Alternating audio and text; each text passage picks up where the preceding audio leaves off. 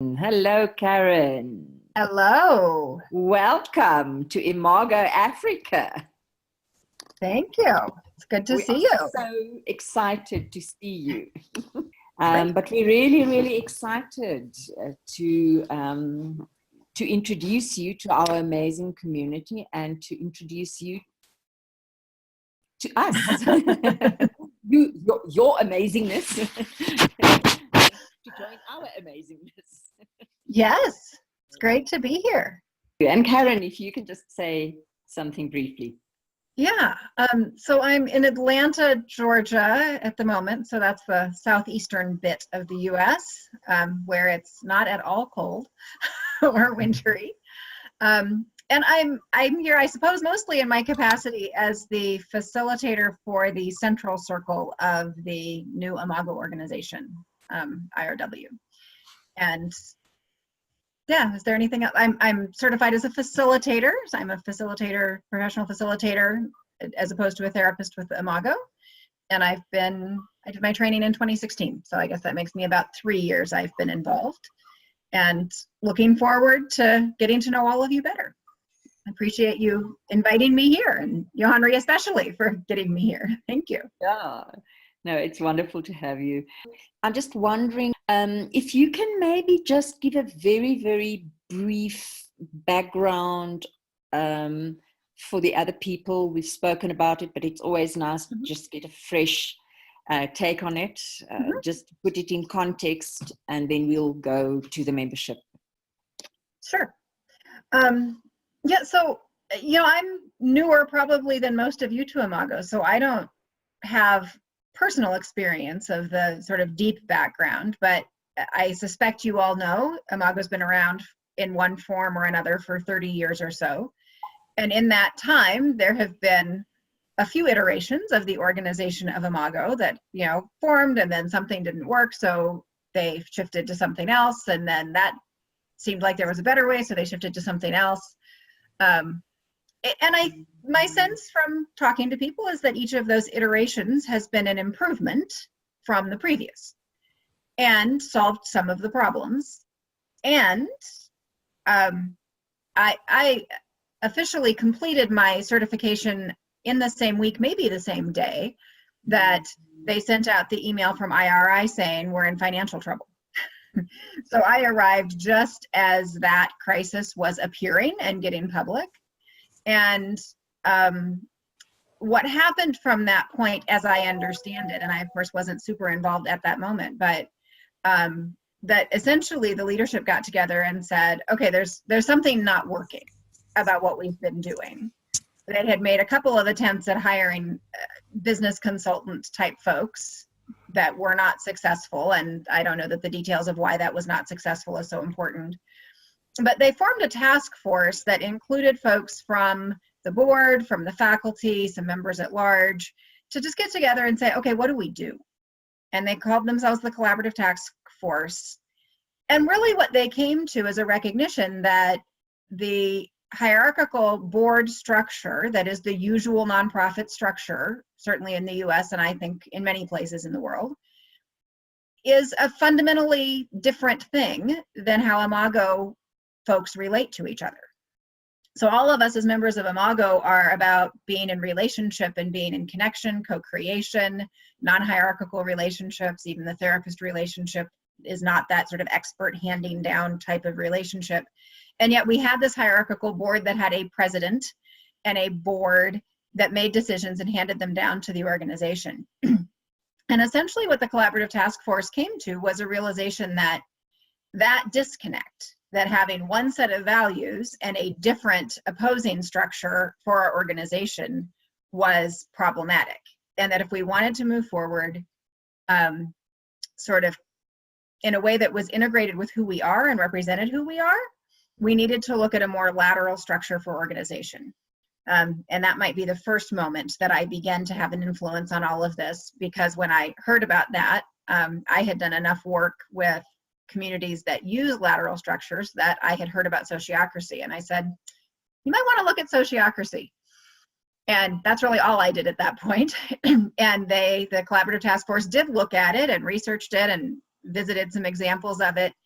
and decided it was very much a match for what Imago needed going forward, and hired John Buck as a consultant to begin that transition.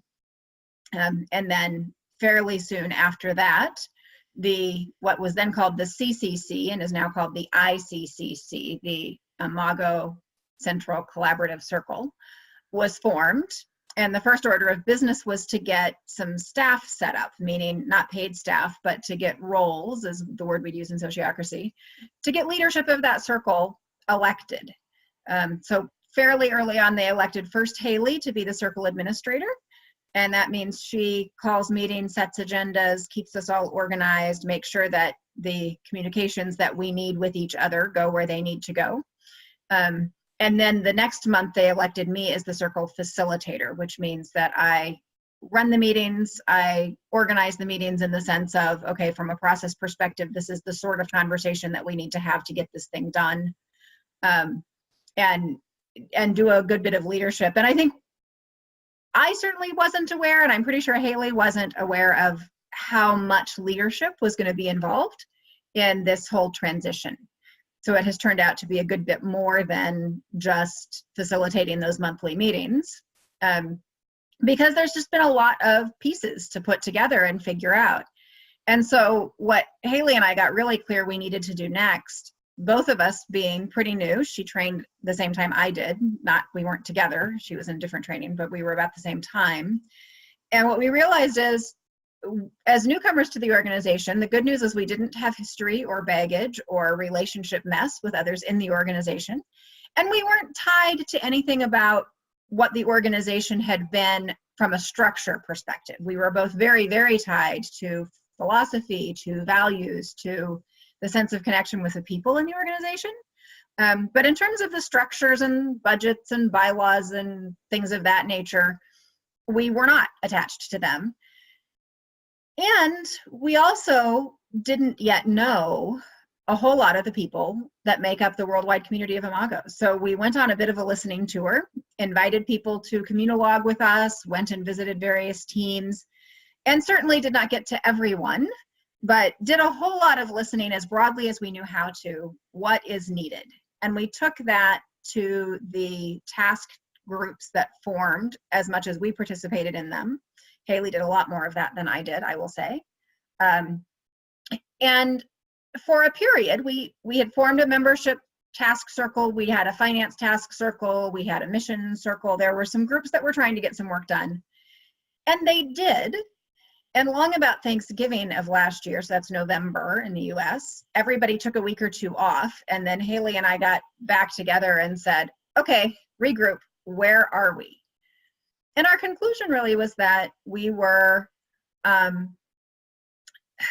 whole lot of work had been done, a whole lot of ideas had been generated, a whole lot of sense of who we are was roaming around, but there wasn't a great deal of collaboration between the groups. There wasn't a single vision formed. There was sort of a loose vision, but not to the level of detail that was needed to actually move forward.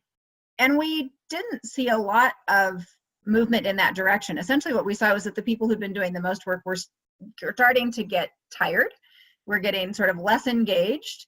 And we felt a real need both for the people who were involved and also for the broader Imago community who were sort of sitting back watching this saying, what's going on? That some pretty significant action needed to happen fairly quickly. And that there needed to be a coming together and a plan that the whole worldwide Imago community could get behind and that we could feel good about, and that really got past the disagreements and conflict that we were still watching roll out in meeting after meeting. And so the strategy that we used to address that was to call the summit, which I imagine you've heard about. So we gathered some key people together, and really the intention was to gather as small a group as we could that would represent the interests that needed to be represented so that as efficiently as possible we could come up with a plan. And the plan was not ever intended to be the be-all, end-all plan forever that we're stuck with no matter what.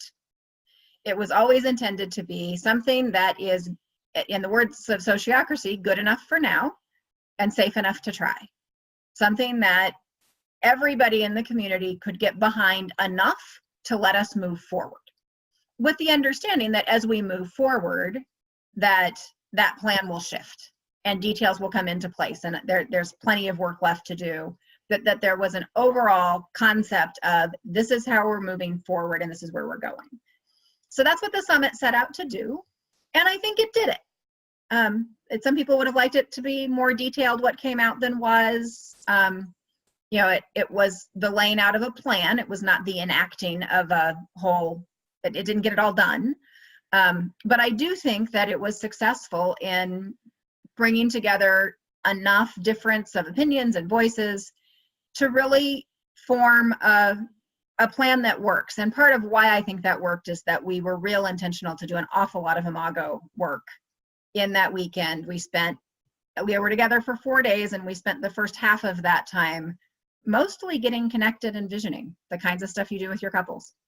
And really trusting that the connection would generate what we needed, that it wasn't about any one of us or any pair of us having ideas. It wasn't about one convincing another. It was about finding the space between and letting what needed to come out of that come out of it. And I think it did. So that's sort of the process of how we got where we are. So that, I'm seeing you, Henry, you're nodding. I'll pause for questions or thoughts or.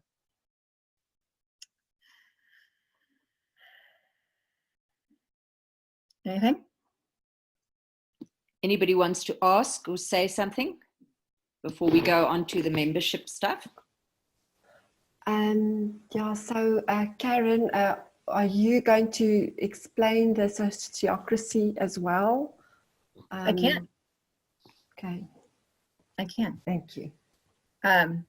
Yeah, so let me start with kind of what the intent of the membership and the structure is, and then I can sort of back off and talk about sociocracy and what that means and what it looks like. Does that work? Perfect, thanks. So essentially what the summit came up with, and what is still the movement of the organization, the ICCC, I forget how many C's, the ICCC adopted the proposal from the summit. One of the key pieces is that we heard loud and clear that the various groups in Imago want to be able to do the work that they do in the way that works for them without a whole lot of oversight. The word autonomy comes up. In fairness, I will say that the theory of quantum physics that Harville is now promoting would be that no one is completely autonomous. So one of the things that we talked about was, what does that mean to say that each group, and the word empowerment came up, that we really want each group within Imago to be fully empowered to act, to apply Imago, to practice Imago, to support each other in Imago in the way that works for that group. And that applies to the ILOs like South Africa, and it applies to the functional groups like the facilitators, the workshop presenters. There could, in theory, be a therapist circle. I'm a big fan of that because they will have their own interests. And that each of those groups can decide how they're going to function and what they're going to do and how they interact with the broader organization. And we did specify that that has to be within the broader teachings of Imago. So to state like an extreme case, you can't have someone who says, well, I think the way we get connected is to go do nude sunbathing and we're calling that Imago South Africa and that's our premise. Well, you can't be Imago if that's your premise, because that's not the part of the theme of, you know, of who we are as an organization.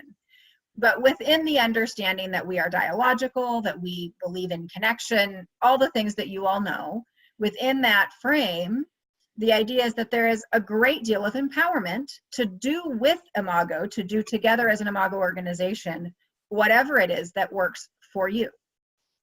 So one place where we're seeing that play out differently in different regions, the folks in North America really want centralized marketing. They're putting a bunch of effort into a big website and a whole marketing plan, and that's what they're wanting to do. We've heard from folks around the rest of the world that they would rather do more local marketing, that they don't want a ton of the general fund going into that marketing thing. And so it won't, right? So we're not in any way stopping Imago North America from doing their whole big marketing thing that they want to do, nor are we requiring that because they want to do it, everybody else has to too. Is that making sense? And that shows up about like conferences. Somebody said to me, well, what if somebody wants to have the international conference? And I said, okay, well, how do we know that it's the international? And I'm like, well, does it have to be the international conference? I mean, if you want to have a conference and you want to invite people from all over the world and use the word international, okay. And then whoever wants to do that then also has the responsibility to figure out how are they going to fund it? How are they going to staff it? How are they, you know, it's not like somebody says, we're going to have a conference and then IRW is going to figure out how to make that happen for them, right? If you want it to happen, then you figure out how to make it happen. And IRW is there to support that in whatever way we can from a sort of infrastructure standpoint. So the function of the central organization going forward, we used really the metaphor of a web. So what we're hearing that people really do want from an international organization is you want to be able to talk to each other. The membership wants to be able to find each other, to connect and to communicate. At some point we had 3 C's: to connect, communicate, and conferences were the 3 things that people were asking us for. We don't have the money for conferences, so that's not in the short term. I don't foresee an IRW funded conference, although if someone can figure out how to do it, I'm all for it, but we're not pushing for things. Essentially, the central circle is not about pushing for anything. It is about creating enough infrastructure that those who want to connect and communicate and make things happen can do that with others from around the world. So it's a very scaled back organization. We're not looking to provide a lot of services. Could services come about later? Certainly. So for example, if someone said, hey, I just think it'd be awesome if we all had a workbook about whatever. And I want to organize that, and do you think we could do that? And they brought it to the ICCC, and people around the world said, yeah, we want to be supporting that. Yes, let's put what resources we have into making that happen. And as a collective, we decide to make that happen. That could happen. And if we get the money coming in to support it, we could end up with a much larger budget with a lot more initiatives. What's not going to happen is that the central leadership is going to say, okay, here's our agenda, and we're handing it out, and we're telling everybody how much they have to pay to make it happen. That would be more the old paradigm, and that's what we're not doing. So it doesn't mean that in the long term, we will have to be a smaller organization, but we're starting out smaller, not in terms of the numbers of people that will be connected to, but in the sense of the numbers of services, the size of the budget, how much staff. All of that is sort of scaling back to then see what grows out of it. The biggest change that I think people are keyed into about this has to do with how money comes in to IRW. In the past, there's been a specific formula or a plan that, you know, this ILO paid this much, and I honestly don't understand all of how that was and don't need to. But it was IRI telling people how much they needed to pay. And that is going away. IRW is a brand new organization, and I would say it's probably safest not to assume anything is carrying over in terms of structures. But the new plan is what we're calling a pledge plan, meaning the ILO participation in the international organization in IRW will be that we ask each ILO to tell us what they're willing to contribute to the international organization. And initially, to be perfectly honest, we're not going to have phenomenally good information about what we can do with it, because we're in this catch-22 where the circles, the ILOs, are very reasonably saying, well, what's your budget and what are you going to spend on things? And so how much should we give? And IRW is saying, well, how much money do we have to budget? Like how much money can we spend? And so there's going to have to be some sort of give and take of that conversation at the beginning in this first year, and a good bit of trust, and everybody's going to feel fairly vulnerable, which probably, you know, at least my opinion is that suggests we're getting more connected if we're all feeling a little vulnerable in this. But what it comes down to is, in order to launch this thing, we need a staff person. we need some money for opening accounts, and we're gonna do something with a website probably. You know, there are some basic things that we're gonna need some money for, and if we don't get it, I'm not quite sure what will happen. We're trusting that the worldwide community of Imago does want to be connected and wants it enough to invest in it.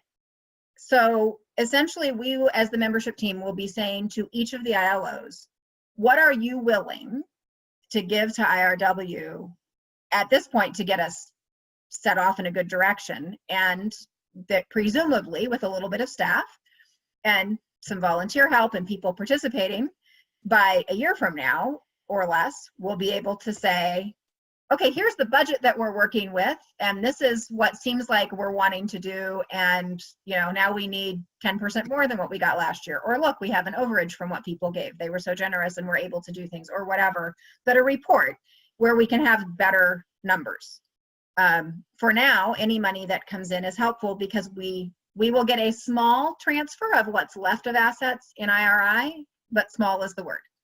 Last I knew, it was about $8,000, which is a tiny fraction of the budget that it takes to do even fairly basic. I mean, you have a sense of how long we can pay a staff person for $8,000. And then will be, you know, if we want to have any kind of website, there are costs and so on. So that's where we stand financially. And we're just now really getting, it seemed a little pointless to start asking people for money when we didn't yet have a bank account. Last I heard, as of yesterday, we were crossing our fingers and hoping that the bank account was going to get opened today. It has to do with getting the legal structure set up so that we can have a tax ID number so that the bank will give us an account, that kind of thing.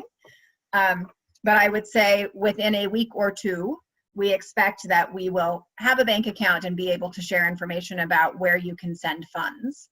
The other hope is that in addition to ILOs and other circles, so the workshop presenters, for example, I think are planning to contribute something.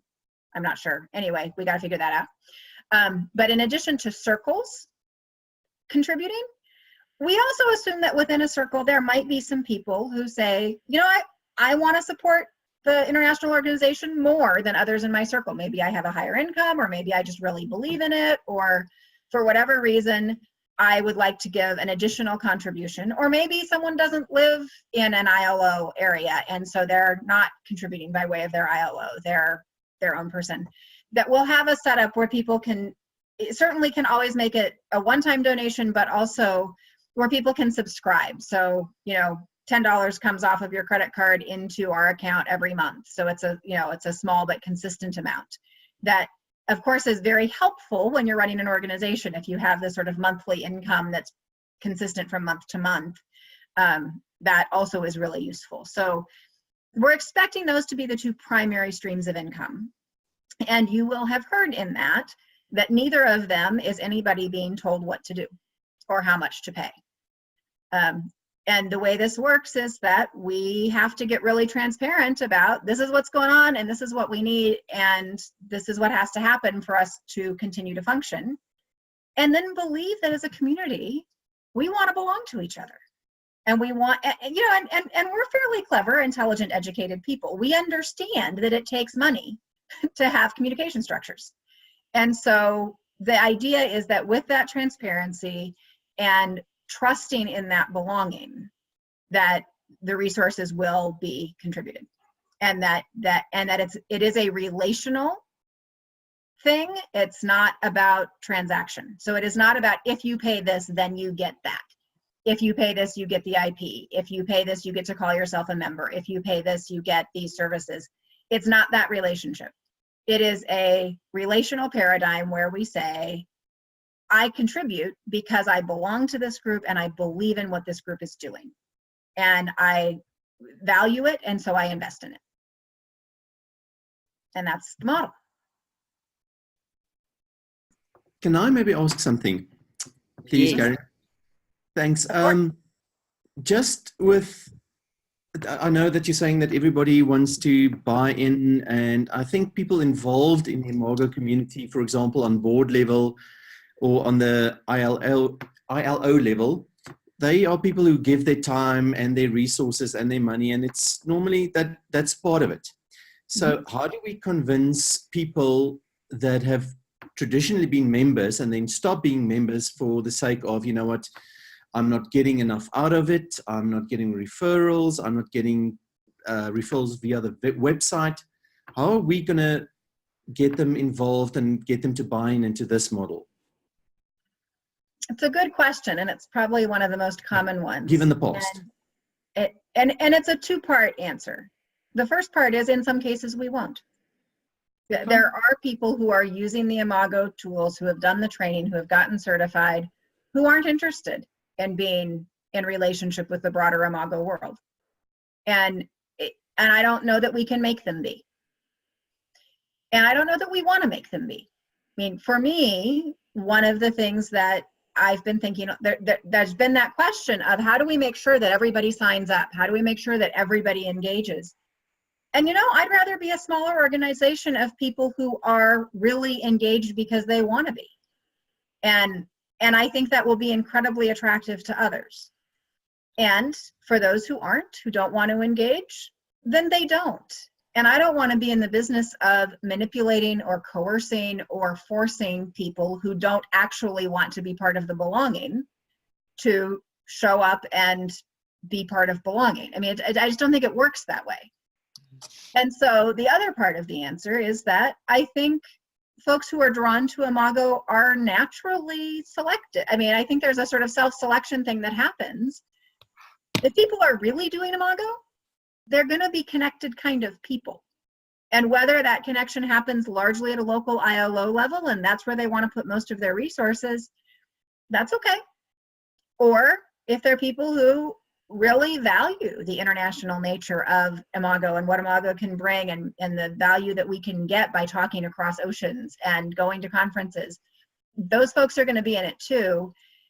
And I think it's okay to let that naturally happen how it happens. I mean, I also think we need to be in the business of spreading the message. I am aware that IRI has a reputation for being very transactional because, in fact, in my opinion, it has been. And so people are in that point of, am I getting for my membership dues enough value in marketing and clients and whatever that it's worth spending that money? And I think it's up to all of us in our own circles, in our own regions, in our own areas, to have a different conversation, to be saying it's no longer transactional. In the same way that you would say to a couple who comes in and says, well, I'll only do the dishes if you'll do the laundry. And you realize that tit for tat, you know, I'll ask you out for a date if you do whatever. It doesn't work, right? We tell them that it doesn't work, and we invite them into the space of connection where their relationship needs are met. And what I am trying to bring to Imago is my belief that organization definitionally is relationship. So all of the things that you know about couples relationships, same thing in an organization. It's just on a different scale, plays out a little differently. But it's fundamentally the same concepts. And so I think that as we spread that message and as we think about it that way and treat each other that way and engage with each other that way, the people who want to be engaged in that way will come together and will give support. And those who don't, that's okay. At least it's okay with me. That makes sense. Thank you. That makes a lot of sense. Just the last question, and I'm sure everybody throws this towards it, but in South Africa, really, economics is it's a difficult topic at this point in time. You mentioned previously that $8,000 in our country, that's around about 100,000 Rand. It's a lot of money. And just the exchange rate and everything like that it is different. And what about if we truly believe in the international organization and we want to be part of that and we want to contribute, but it's just the fact that our funds are a lot less than, or that our currency is a lot less. What space is there, or how can we discuss that, or what's your thoughts about it? My thought is that what each group can give will be enough. Thanks. And that's just a faith that I have. So when I said $8,000, I was talking about, that's just the number that happens to be what we expect is going to have to hand to IRW. Yeah, There's sorry, no that's an example. Right. So essentially, part of the new paradigm is each country where they are in their reality of what their currency is worth and how that all goes is going to say what they can give. And we're going to figure out what we can do with what we have. And I think we are all aware that the economies are different and what can be bought is different.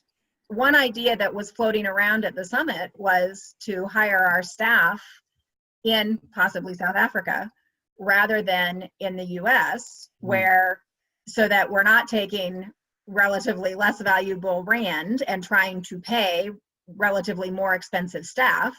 And instead we can do it the other way and take relatively more valuable dollars and pay relatively less expensive staff while still paying a fair living wage. So that idea is out there. I will tell you at the moment, we do not have anyone, we don't have a populated staffing circle. So we have formed a staffing circle in the sense that ICCC has said we need one and there are jobs for them to do. And we don't have anyone who has stepped forward to fill that circle. So that's one of our big concerns, is that we really, really could use some people who would come together as a circle, and it could be 2 or 3, it doesn't have to be a big number, and say, okay, we're going to figure out what our staffing needs are and how to fill it and make that decision. And I will look at all of you that I would love for you all to fill that role, because we think that it could be economically viable to be hiring in South Africa. That idea is floated. And I won't say that any decisions have been made about that, because they haven't. But certainly if a group of people came together and said, okay, we're going to look at what the staffing needs are, we're going to get a job description together, and this is how we propose to move forward with it.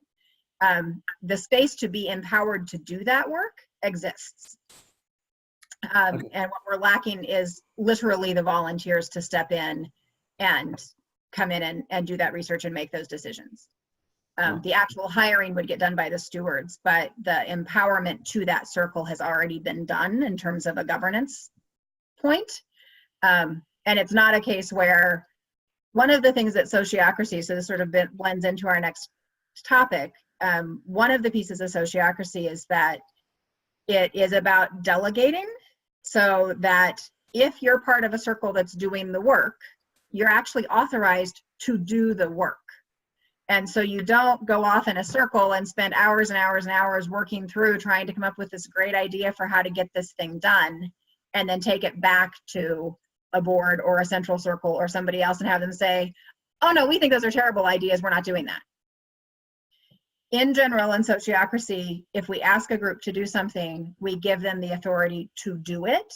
Now, something as financially involved as hiring staff, it is going to have to be approved by the stewards, but the whole concept is the people who do the work get to do so if you're doing all the research and figuring it out and putting the proposal together, we are not in the business of coming back and taking apart what you did.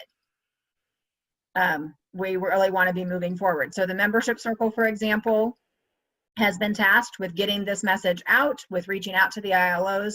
We will be coming up with a plan for how to do that, and then we'll do it. And we certainly will report back to the central circle. We certainly will welcome input from people, but we do not have to go back and say, okay, this is what we think we should do, and then listen to a bunch of criticism or complaints or extra feedback or new ideas. The place for all of those new ideas was in the membership meeting. You're welcome. Everybody's welcome. It's not closed, but we're not having one group do all of that work and then have it undone by some other group that comes in at the last minute.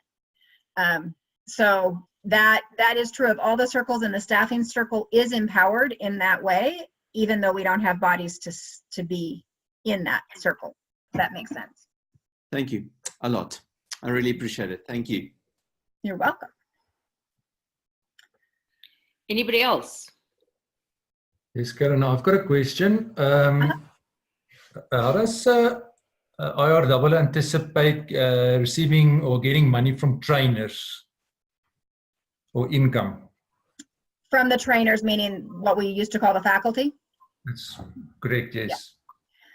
Yeah, so that's a little bit complicated, but the simplest answer is not really.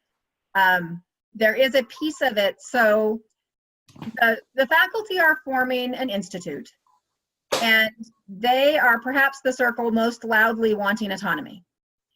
They want to manage their own stuff and do their own thing and be responsible for the training. It's important to keep in mind here that every one of the faculty are also a member of an ILO, a member of the broader organization of Imago. And so in the same way that you or I would contribute to IRW, we would expect that the faculty would probably be contributing to IRW in exactly that same way. But in terms of the training fees per se, the plan is for those to go into the institute. There is a caveat or an exception to that, in that how to say it. So IRW has some things that are convenient. We have a tax ID number, or will have. We will have a bank account. We have a legal existence, right? We exist as a legal entity. And setting all that up and maintaining it is actually fairly expensive. It takes time, it takes money, it takes resources.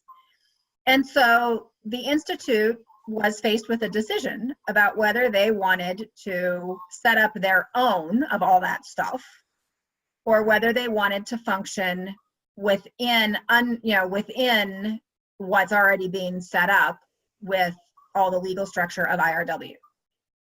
And to be clear, what we're offering as IRW to the Institute is exactly the same that we're offering to any other circle. So the workshop presenters have the same deal, the facilitators have the same deal. If 5 people randomly around the world raise their hand and say, hey, we want to be a circle that puts on a conference, same deal, right? So it's not some special thing that we're doing for the faculty, but essentially if there is a group within Imago that wants to do a particular task or has a project, in the case of the Institute, it's a pretty big project, right? All of the training. And they want to do that under the legal structures of IRW. They will pay a percentage of all the money that comes in to IRW as a processing or administrative fee that will, that basically just pays IRW contributes to maintaining all of those structures. That makes sense.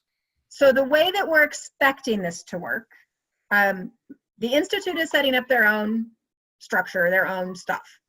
And so I don't know exactly what's happening internally there. I'm not sure they know yet. They're still working things out. But the overall picture is that the individual faculty members will receive money. So if you go to a training with Maya and it's $1,000, you'll pay Maya $1,000.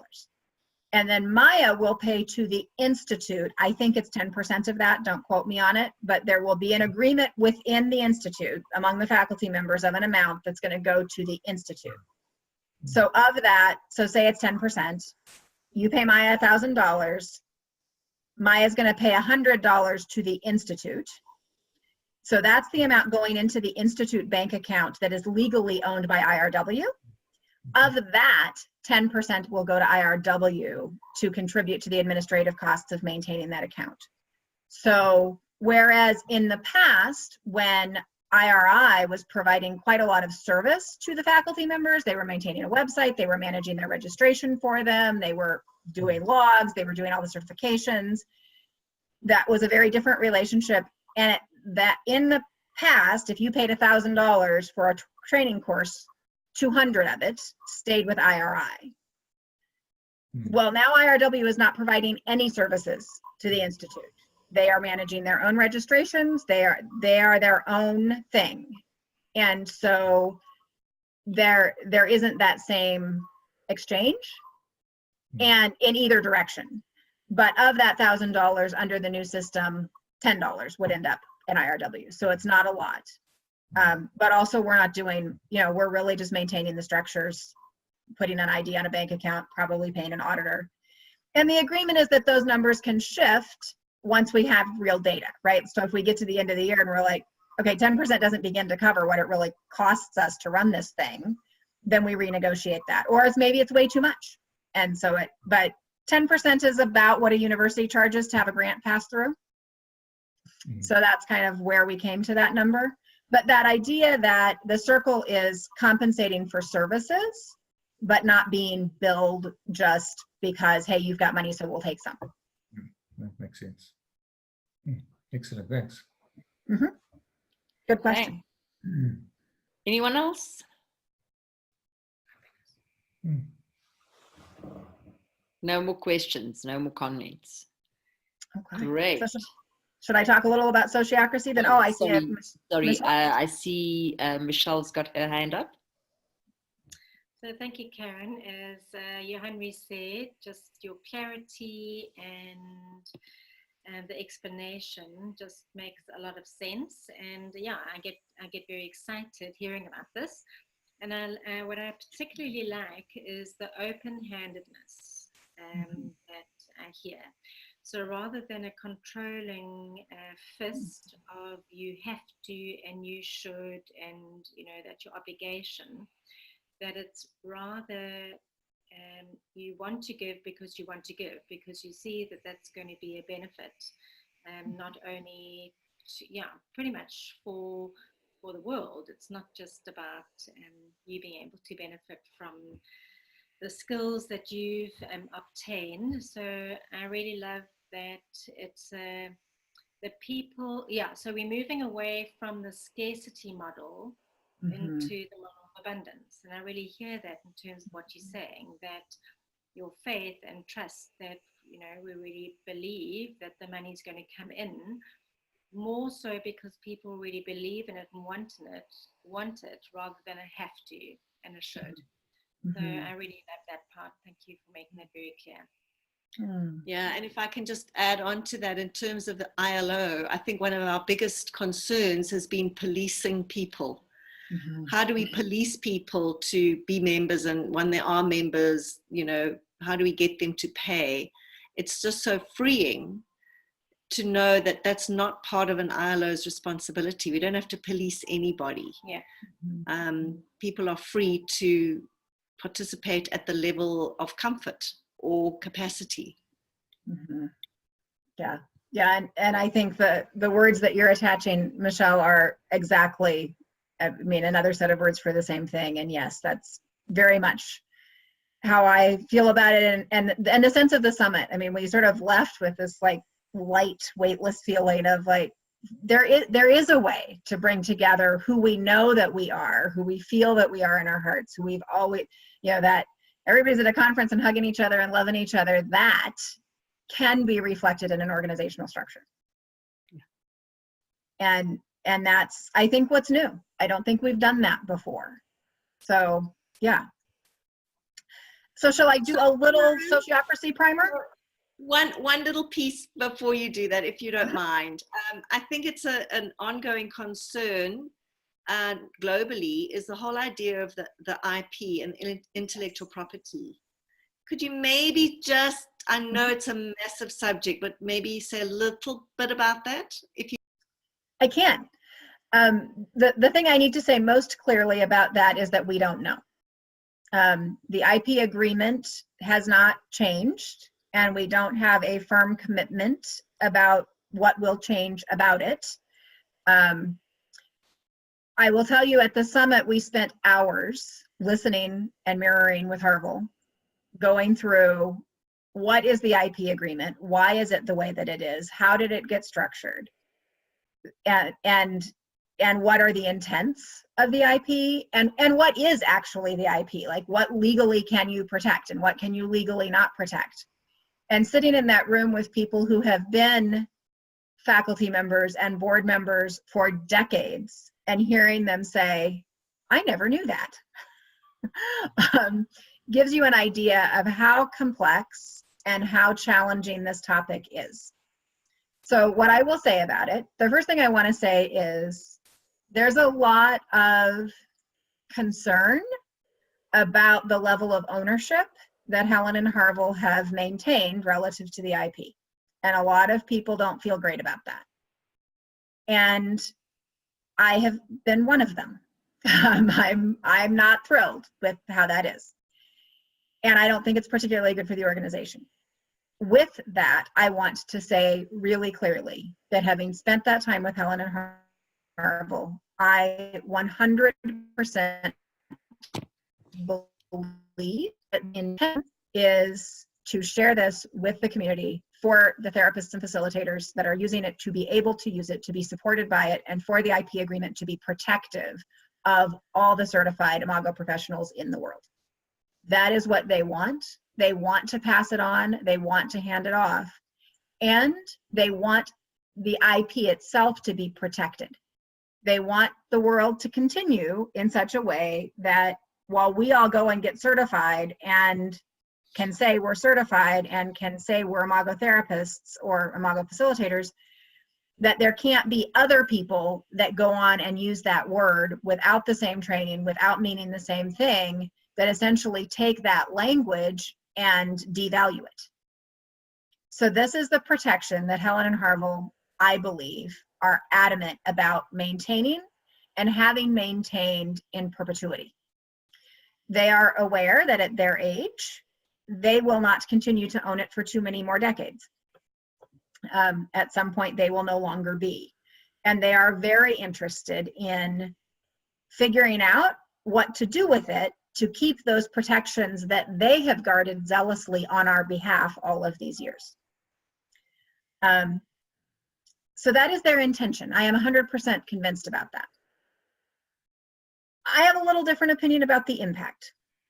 And this is where the conversation, I think, needs to happen and will. Essentially, what Harville said to us at the summit was that it is time to renegotiate the license agreement for the IP. And he has some concerns about that, one of which is that the IP is not just something that he owns passively, or that he and Helen own passively. The central piece of the IP is actually trademarks in all of the countries where Imago is in use and neighboring countries. And in round terms, and this is very round terms, nobody was looking at accounts, but he was just sort of tossing out some numbers so you get a sense of scale. But every 5 to 10 years, each one of those trademarks has to be renewed. You have to pay the legal fees to do it. You have to pay the fees of that country to do it. You have to keep track of, and I think there are trademark protections in something like 40 countries.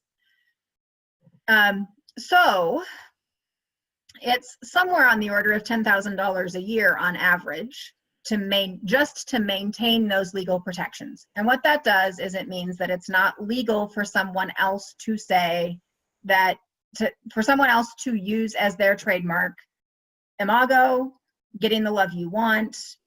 There's some protections with the Imago dialogue.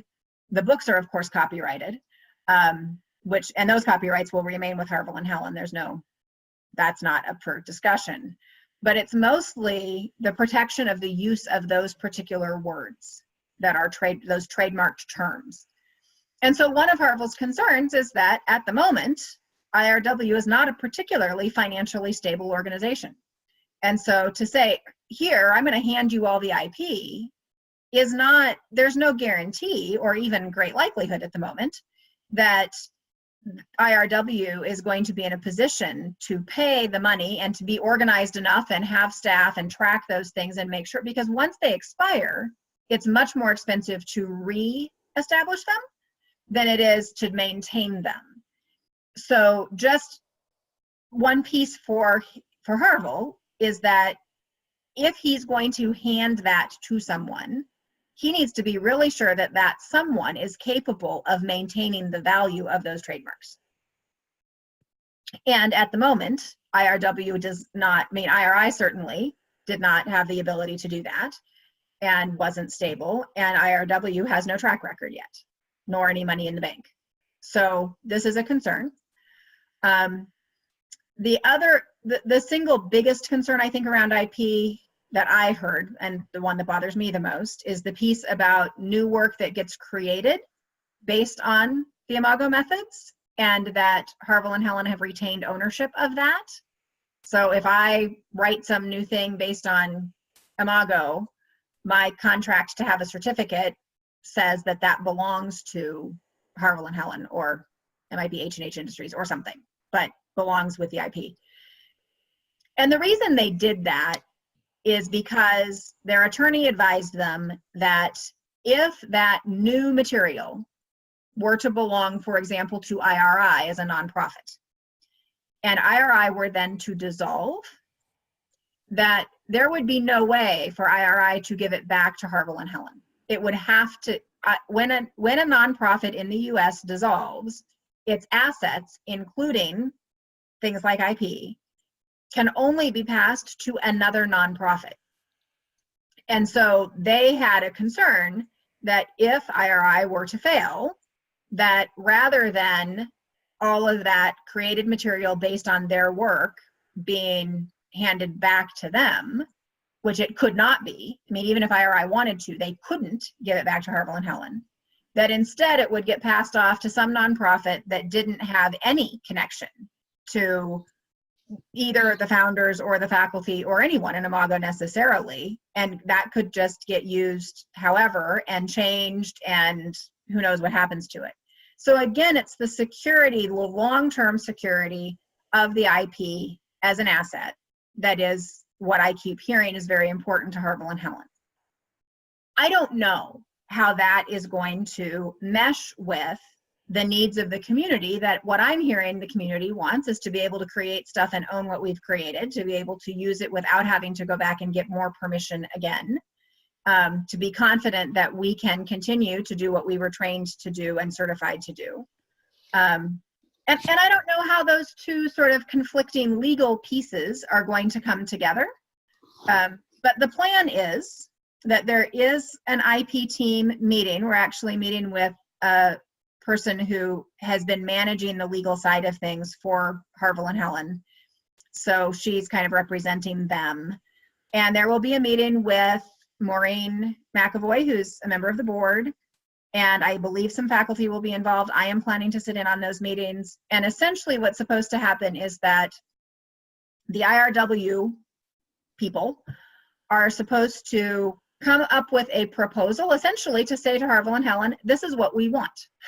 This is what we would like to be able to do with the IP. And Harville and Helen will then consult with their attorney and decide. And that's everything I know about it. Thank you. Thank you very much. Oh, Carol, thank you had follow up? No, I just want to appreciate Karen for that, because I think it creates quite a lot of insight into the challenges. And yeah, it's relevant. So thank you. Sure.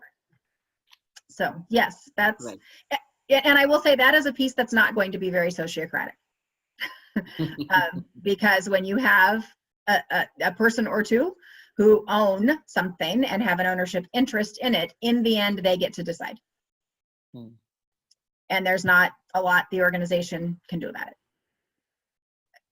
On the other hand, Harville and Helen are pretty generous, sweet, kind folks who believe a lot in the Imago movement and wish to support it. So I think we'll probably come out okay. Yeah. So. Thank you Okay. so much.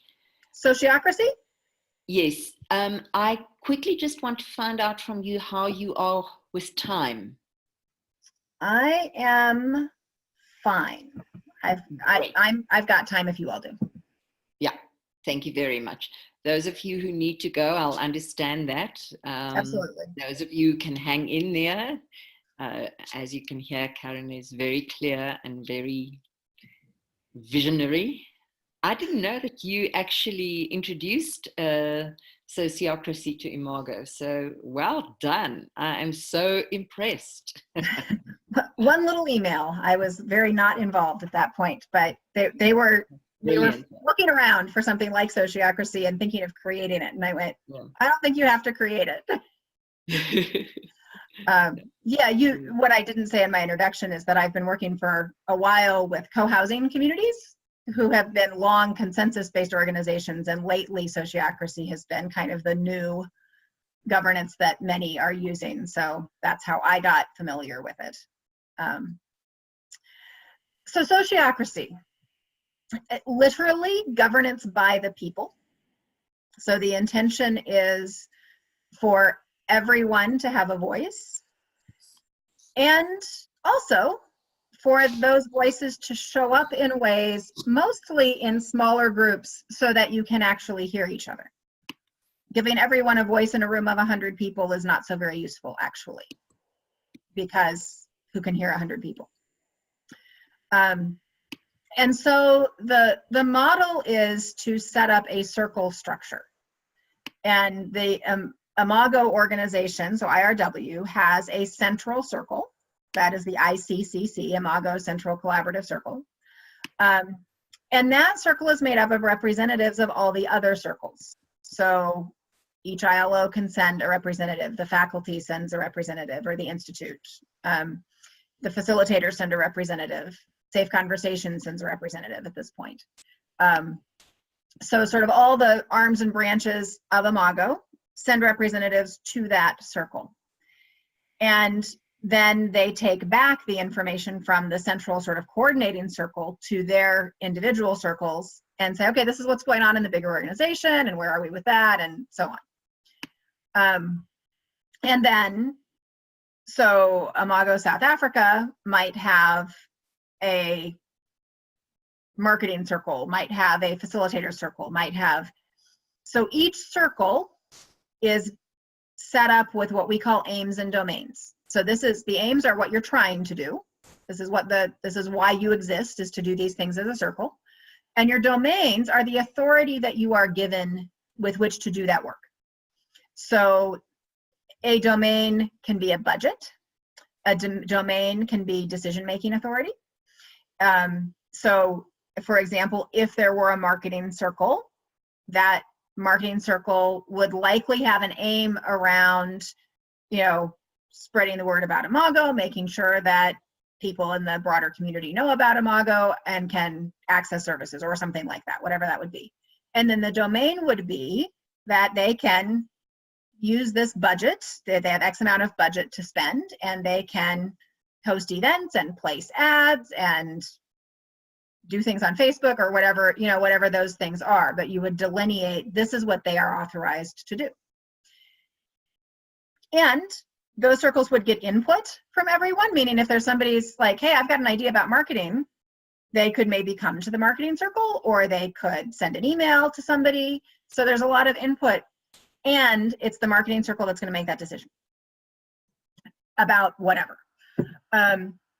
So the way a circle works is that there's a whole facilitation technique around it, but essentially the idea of a circle is that you share your ideas and you use these facilitation techniques to do it efficiently. And you go around and everybody, just sort of like Henry had us introduce ourselves today, everyone speaks at each stage of the process. So a typical, so say we have a proposal that we want to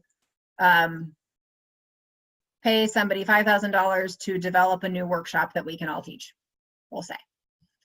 And so we've got this proposal, and we would do a round of clarification questions. So we'd go around, and each person, if they had, so what would that mean, and where's the money coming from, and what kind of workshop would it be, or whatever you need to know to understand the proposal. And then there would be a response round. So that's where people say, well, I like it because of this or that, or I don't like it because of this or that. And you go around. And the facilitator at that point might do another response round. We might make an adjustment to what the proposal is. We might decide, well, we're not going to spend $5,000 on it. We're going to spend $3,000 on it. Or it's not going to be a workshop. It's going to be a series of lectures, or, you know, whatever shift we needed to make in it.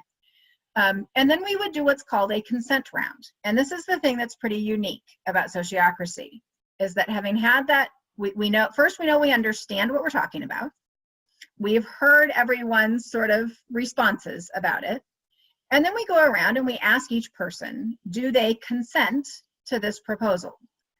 And the concept is that we apply the principle of good enough for now, safe enough to try. Doesn't mean we're going to keep doing it forever. Doesn't mean we know it's perfect, but it's good enough. we can move into this. We don't have to wait until we have it absolutely perfect before we can act on anything.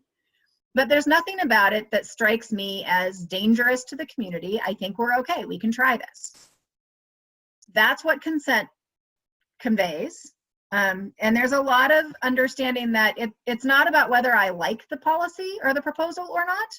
It's about whether it feels like it's good enough for now and safe enough to try.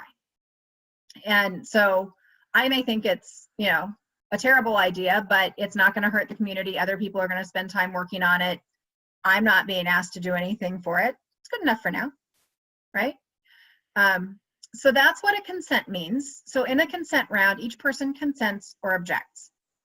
And if they object, they say why. So I object because I don't think we have enough money to do this right now.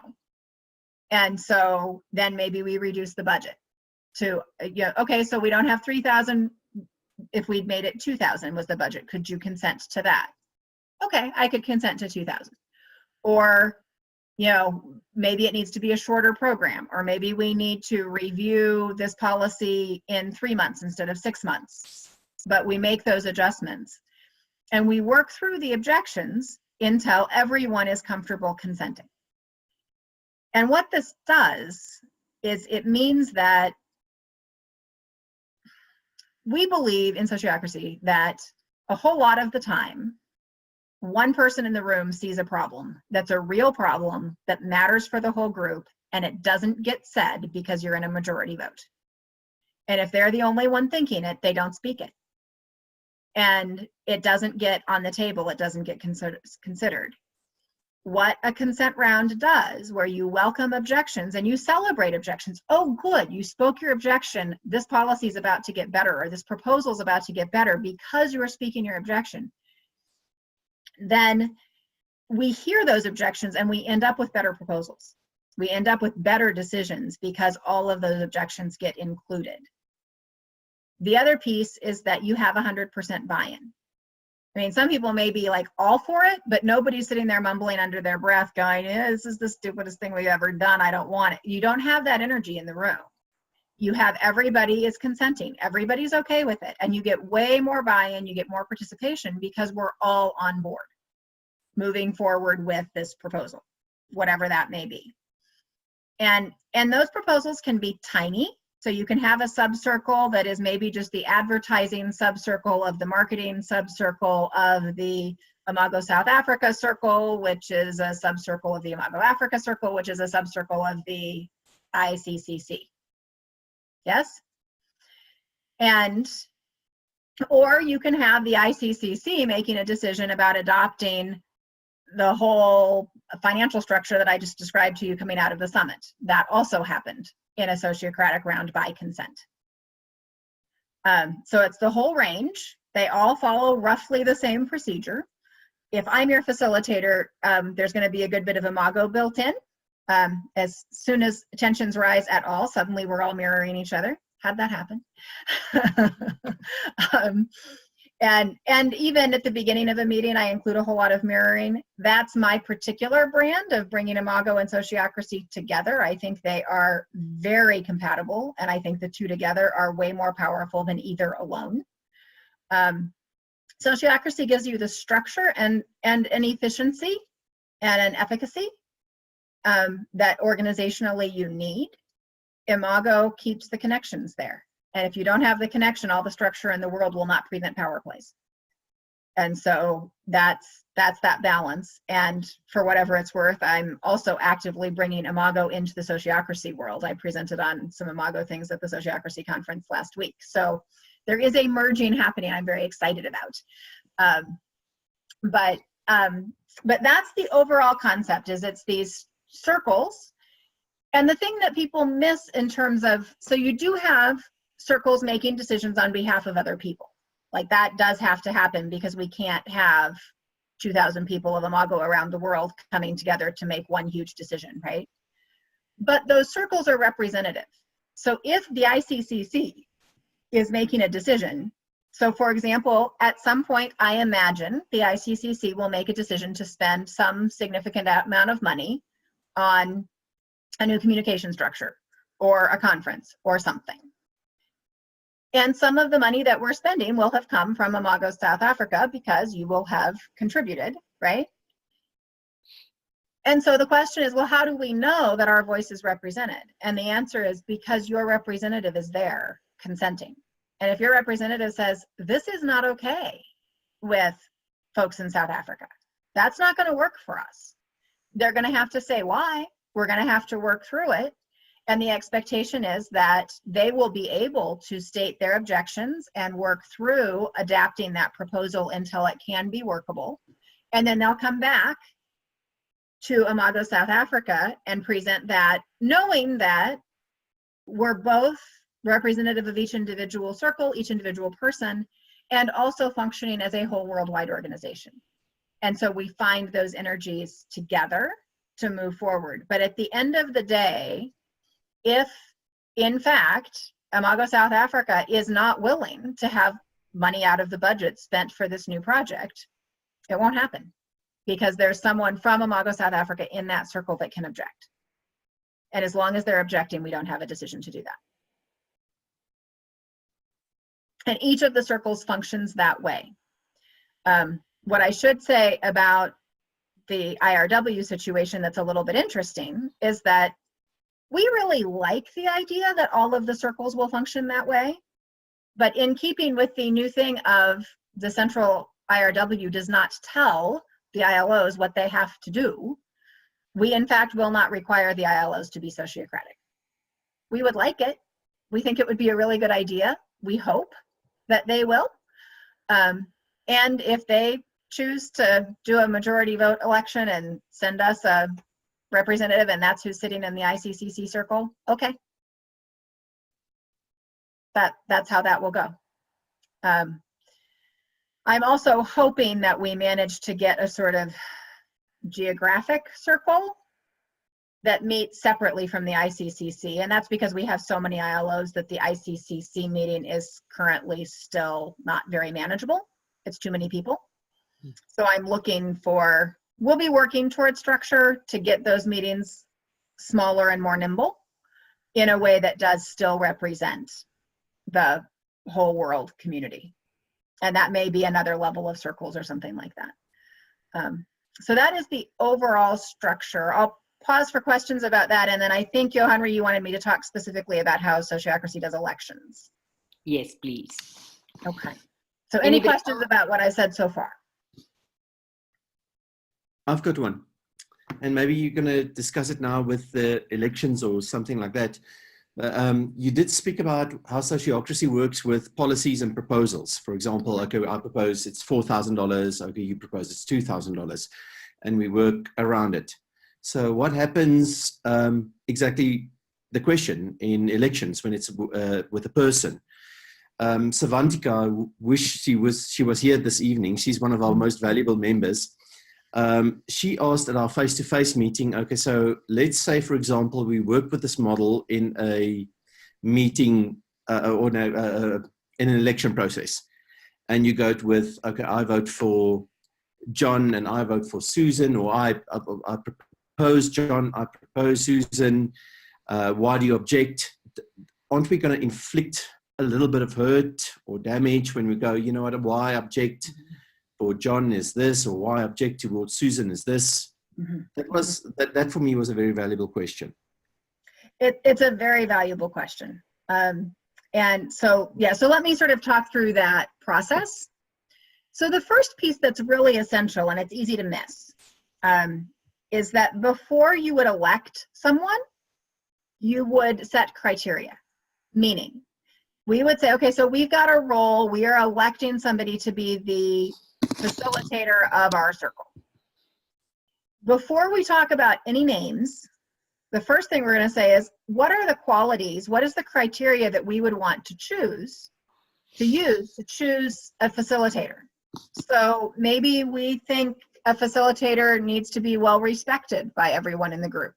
Maybe we think that the facilitator needs to be someone who has gotten some training in sociocracy, or maybe it's important that the facilitator is available for all the meetings. That might be a key component of criteria, right?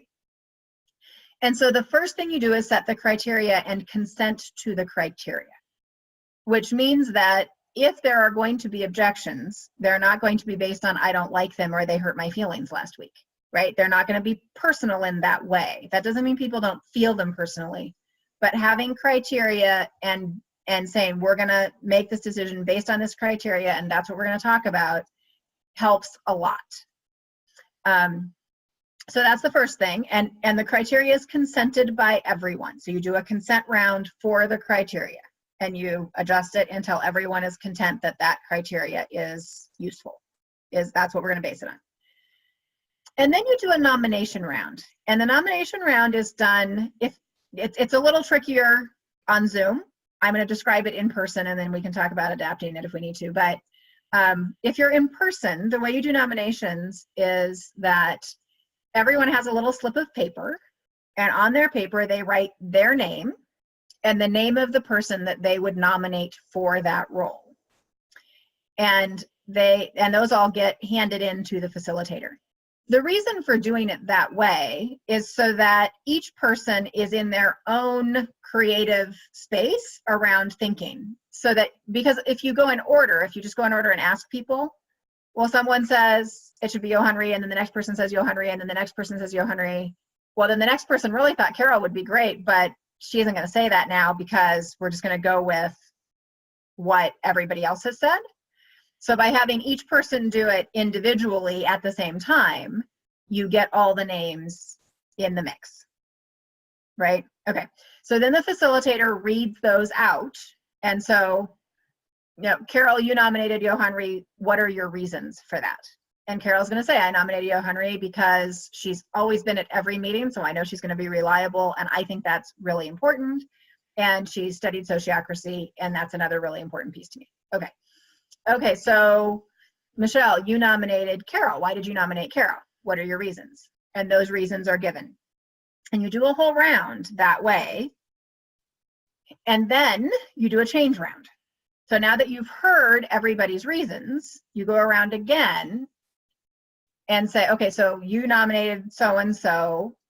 Do you want to stick with that nomination, or based on the reasons that you've heard, would you want to change your nomination? And people often do change. They didn't know that somebody, whatever that other information is. But again, we're just talking within the criteria,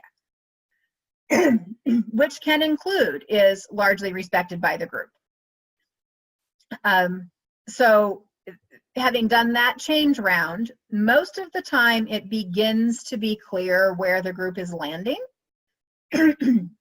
And the facilitator at this point actually has a great deal of power, and one hopes that they use it well. But the facilitator at that point will make a proposal for a particular person to be in that role. So I propose that Johanri is in the role because of this reason, this reason, this reason that were shared. And that proposal goes around for a consent or object round. And usually they get consented. The facilitator is not saying who their favorite person is. They're reading the group, having heard the reasons, and based on the reasons, based on the criteria, they're making that nomination round or that proposal. So can it happen that people say things that are hard for other people to hear? Yes. And I think it's better for those things to be said than not. I think that, the alternative is for those things not to be said, and either because they're not said, the wrong person is in the role, or they aren't said and that person got rejected and didn't know why.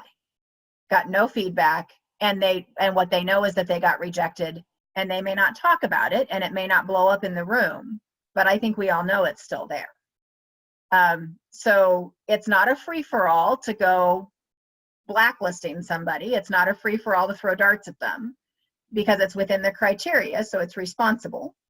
But one of the skills in sociocracy is to give and receive feedback, and learning how, as adults in relationship in a connected space, we can all recognize that we have different strengths and weaknesses, and hear feedback about those strengths and weaknesses is part of what makes us stronger as an organization. The other side effect of this, so I will say that in the nominations process, very intentionally, when you do the consent round, so if I were to say, okay, I'm nominating Carol, or that I'm proposing that we select Carol for this role, the last person to consent or object in that round is Carol. So before she gets to say, no, I can't do it, I'm too busy, or I'm not going to, or whatever, first she has to have listened to everyone say all the reasons that they think she would be fabulous. And I have witnessed this change. People, in fact, the facilitators did a round of this when we were choosing our circle reps, and both of the circle reps said at the end when we did a meeting evaluation, I came to this meeting determined not to take on a role, and here I am taking on this role. It's very empowering, it's very motivating, and you end up really, you get the right person, which is usually not the same person that would raise their hand. Most organizations, particularly in the volunteer realm, staff their positions, their volunteer positions, on the basis of who is most willing to raise their hand. And the correlation between who is most willing to raise their hand and who would be best in that role is very small, in my opinion. Sometimes they are the same person, but very often they're not. And following the selection process gives you way better odds of ending up with a person who's really the ideal person for that role for the organization.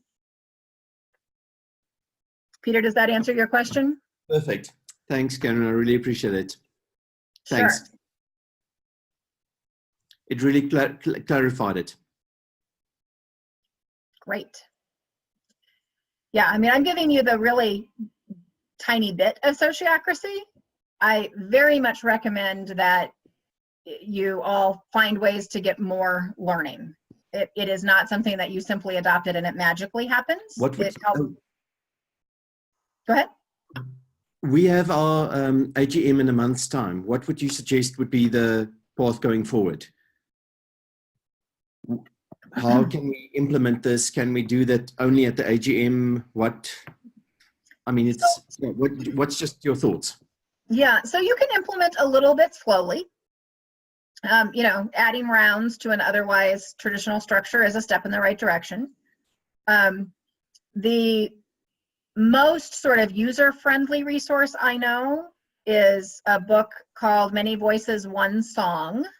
It's written by Ted Rao and Jerry Koch-Gonzalez, friends of mine, who are the founders of Sociocracy for All, which is one of the most inclusive, welcoming organizations I've ever been part of. And part of that is because they do run sociocratically. So there's that book. It is available through the Sociocracy for All website. I think you can also get it on Amazon. It's available both in print and as a ebook or whatever.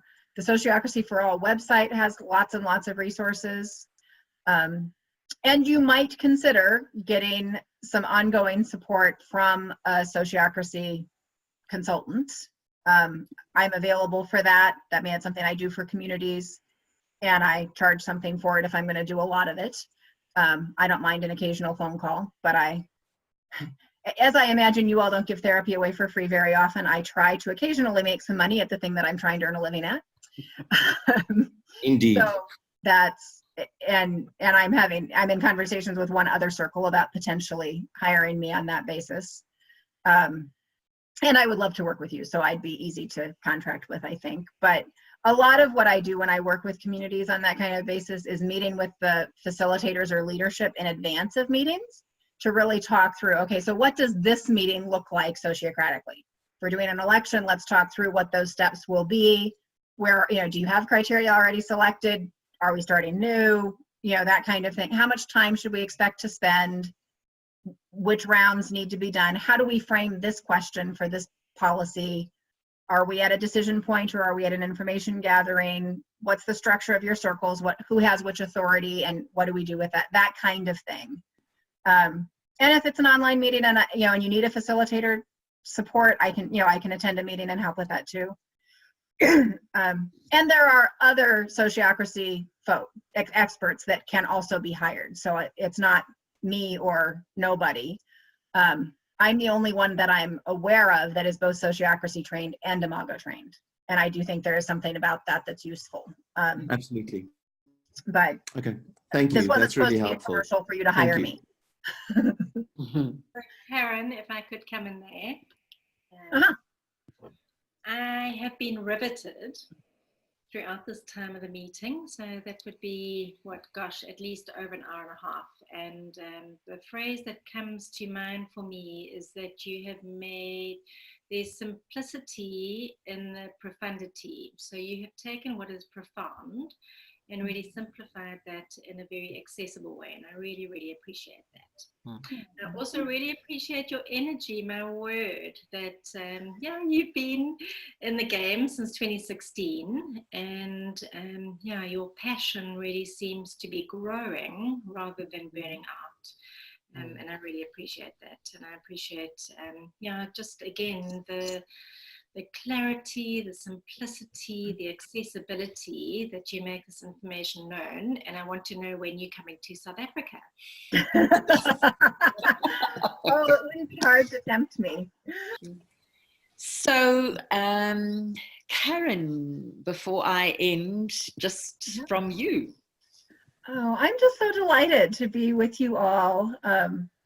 Imago folks never disappoint. I have to say, it's always a joy to be with you.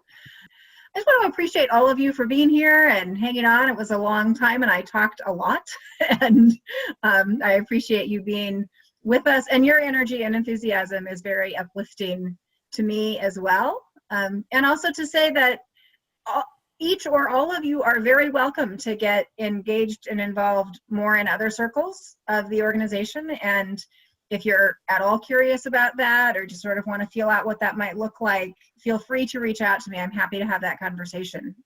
Absolutely, your energy and your ideas and your perspective from your part of the world are very much needed and would be very welcome.